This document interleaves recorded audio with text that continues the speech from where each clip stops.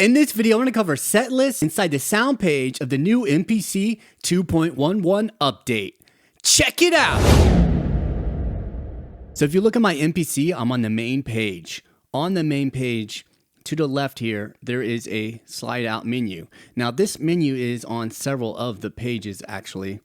So if you go to your menu, it's right here on the side. Let's say you go to program edit, you still have access to that sound page on the side. And on the main page, you have the access to it. So if you actually go to your sounds tab right there, we have something called set list down here. Now it's probably going to be over here on sounds whenever you first push the button. But over here, there's something called set list. So if you go to your set list, you're actually able to save different projects on this particular screen here. So you can see there's a 16 square grid. Okay, so it's a 4x4 grid, and we got one of 99 pages. So there's a little arrow right here, and we can go through different pages. So this is page 1, this is page 2, and it goes on and on and on. So basically what this enables us to do is to save projects right here on these particular pages, and we can save them as set list. Now, if you look right here, like if I want to load up this particular one, I could tap it, and you can see that it gives me this caution window. But if I want to load it, I can press OK. If I want to cancel out of it, I can press cancel. Let's go ahead and load it up. And you can see it does actually load this up. And you can see it, once it loads it up, it takes me to the main screen here, and I can press play and actually play that particular project. Now, if I want to go back to my set list, I can go to my sounds tab here, and then I have access to the rest of that set list. So if I want to go to this one, I can tap it, it's going to load it up. So if I hit play, it's going to play this particular project, right? And I can go through my different sequences, and it's going to play as normal. So it's very cool, and if we want to go back, we can go back.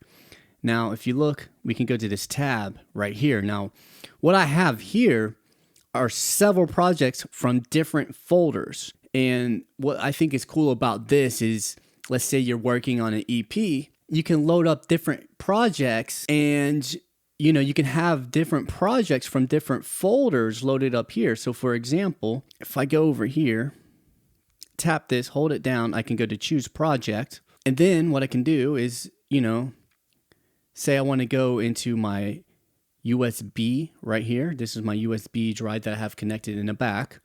I can go to my projects folder, and you can see I have different years. I have different, things, different folders in here. All right, these are folders that I have made.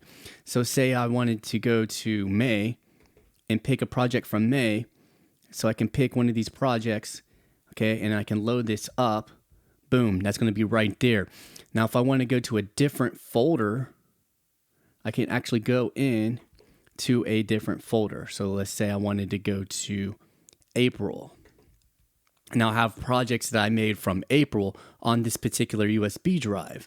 So I can load up a project from April, and now that is on my set list. So you can use this, as a live set, or you can use it as, say, for example, you're working on EP and you're working on several different songs from different months. You can load them on here. You can have quick access to different projects from different folders right here on one page, which I think is pretty cool. So this is the particular project that's loaded up here, right? I can go through it as normal. Now I do want to mention this, because you're probably going to have this question. If I go to load up a different one, you can see loading the project will replace everything in the memory. I press OK. It does cut off the audio. So that's something to keep in mind. Even though it is a set list, whenever you load up the new project, it does cut off the audio of the previous project, so it can actually load that into the RAM. So now if you listen, right? This is that particular project from that time period. I saved my projects by month, day, and year.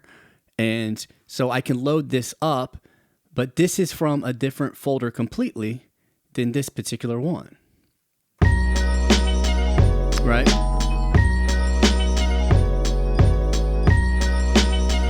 And, you know, the projects, once you load them, they're going to play as normal.